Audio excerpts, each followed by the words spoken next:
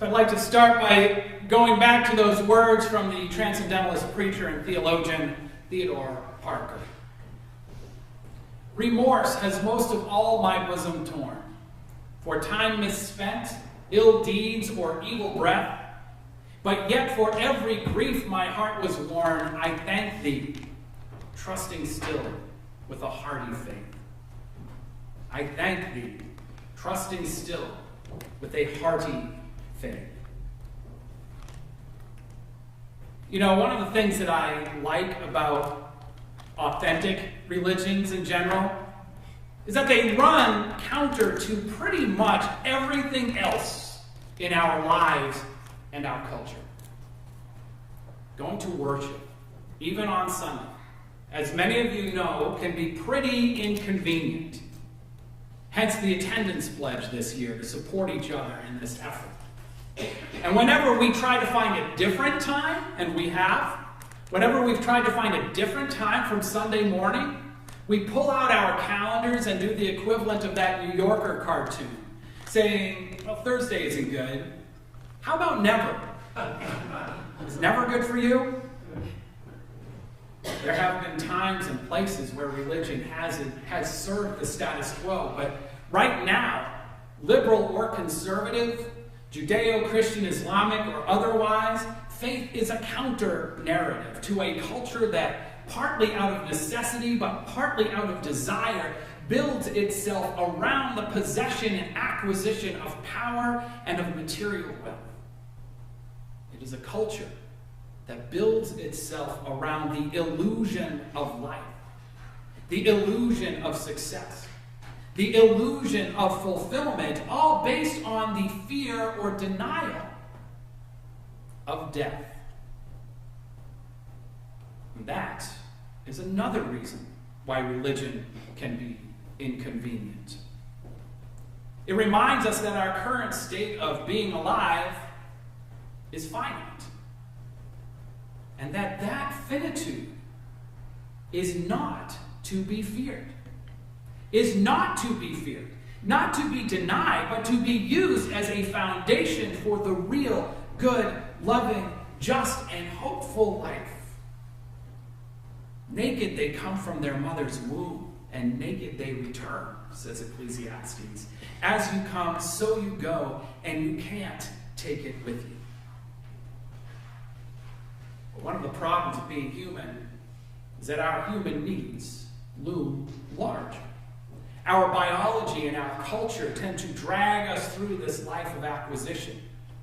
When we choose schools for ourselves or our children, for example, the questions we ask and the measures that are provided frequently have to do with the odds of successful employment. We are drawn to surveys of starting wages and to the famous and successful graduates in our alumni news. And after schooling is done, we continue to seek a linear progression in our lives, from hour to hour, day to day, week to week, year to year, as we map out our story as a series of rises and falls that begin at birth, leading ultimately to what they will say about us when we die. What they will say about us when we die. Now, in some parts of our minds, we think that in that moment, people will want to know what victories we have achieved, how impressive by the measures of this world we have been. But I've officiated many, many funerals, both for people I have known and for total strangers. And on that day, all those accomplishments that seem so important are rarely reflected upon. Because the only questions that matter are who or what did they love, and who or what loved them. Who or what did they or we love, who or what loved them, or who or what loved us. Here in the Bible, we find that old phrase, you can't take it with you. And of course, there's another popular saying that's not in the Bible. No one ever died saying, I wish I spent more time in the office.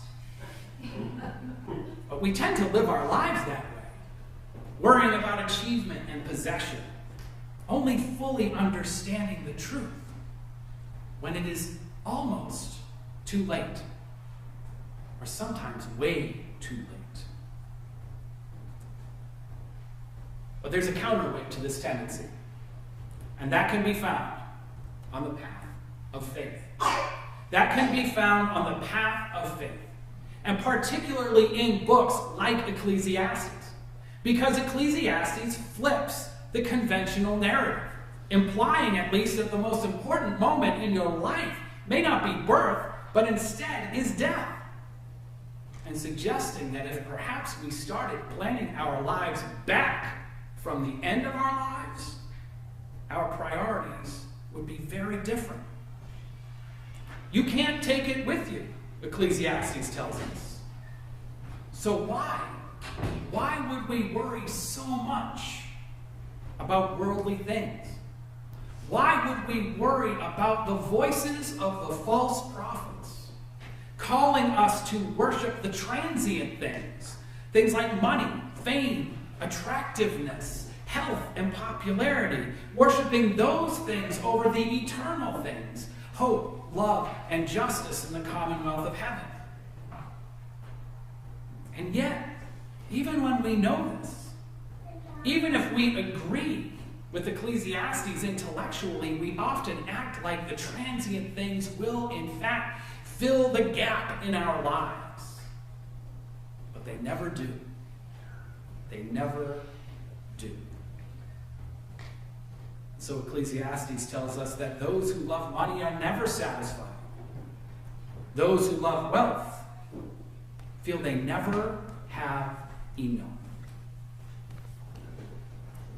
Now, we're all well aware, for example, of the weakness in the theory known as trickle-down economics, where the wealthy are supposed to spend more money because they have more money, that it is, in fact, supposed to trickle down to the rest of us.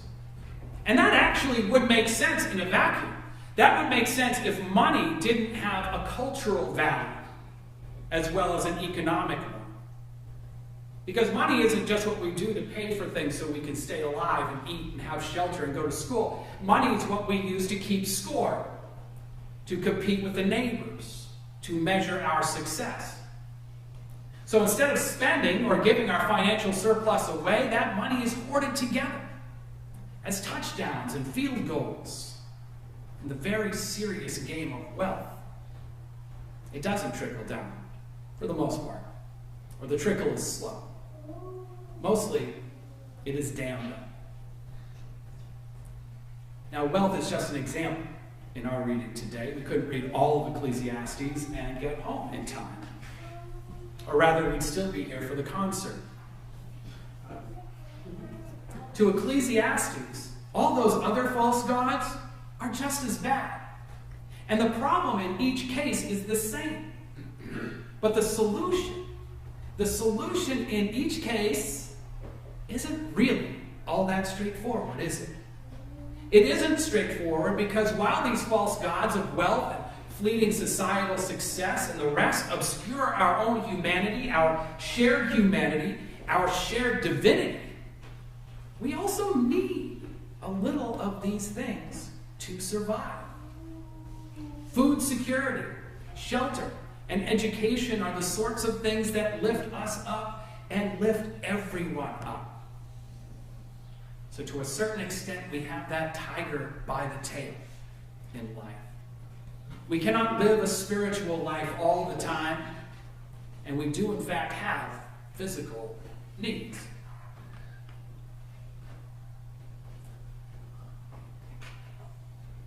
So what do we do? What do we do?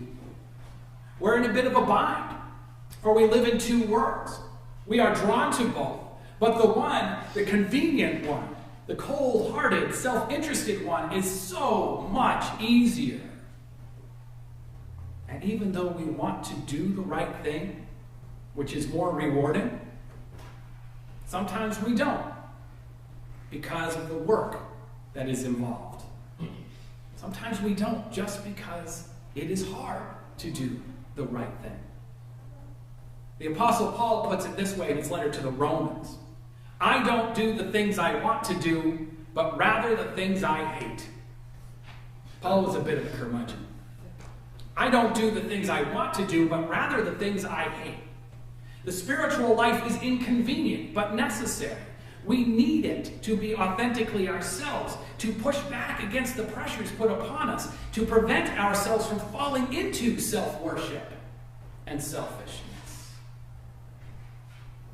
So here is where we get to talk a little bit about the importance of what we are embarking on. Well, we really started a couple weeks ago.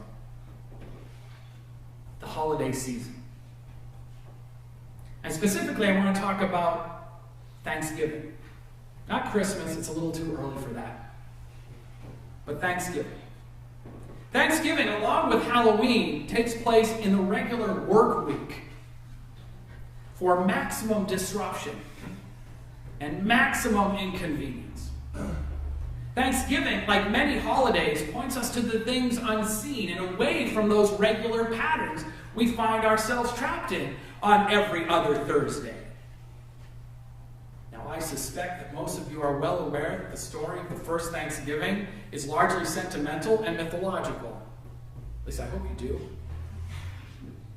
And the holiday that we know didn't really become part of that patriotic story arc until the Civil War. And before that time, before the Civil War, it varied substantially in concept and practice. It was almost always more spiritual, and it was heavily regional. There was a time, in fact, when Puritans, Pilgrims, and other people like Puritans and Pilgrims had many days of both feasting and fasting for the purpose of giving thanks throughout the year. And the reason for these days, for all those days, that reason strikes directly into the heart of this morning's topic. For the act of gratitude, the act of giving thanks takes us outside ourselves. It reminds us that our needs, our wants, are but a small part of the whole of creation. And it reminds us that Thanksgiving should actually be a regular thing. That Thanksgiving Day itself should help us to practice at other times. Now, when we give thanks, we often do it in the form of a list. When I was a kid, we'd all stand in a circle. There were like 20 of us, and we'd hold hands. Did you all do this? And you go around, well, you should. And you all go around and you're like, what are you thankful for? What are you thankful for? You really hope you're at the beginning of the list. So you could be like, I'm thankful for mommy and daddy, grandpa and grandma. You just take everybody's name. And then your big brother hates you. He talks about it in the sermon. But we start with lists, right? That's usually how it starts. And even today, many of my clergy friends are in the habit of posting daily gratitudes on Facebook on the days that lead up to Thanksgiving. And in that list are often, at the beginning, just like that hand-holding. They're things we have received. But if we do this regularly, and we have a long list, or a big family, eventually we run out of things. And over time, our gratitudes become more about connection, about friends and family, or other relationships, until finally, in the end, we give thanks for what we ourselves have been able to give to someone else. That exercise of thanksgiving, aside from the holiday itself, lifts our eyes and our hearts up and away from our small corner of the rat race to the transcendence, to the divinity in each other, to that which is greater than ourselves. In fact, this practice of gratitude for those Puritans and Pilgrims was as likely to occur during times of famine as they were to occur in times of abundance. They were as likely to occur when that list was really short. Or at least there weren't any things on that list.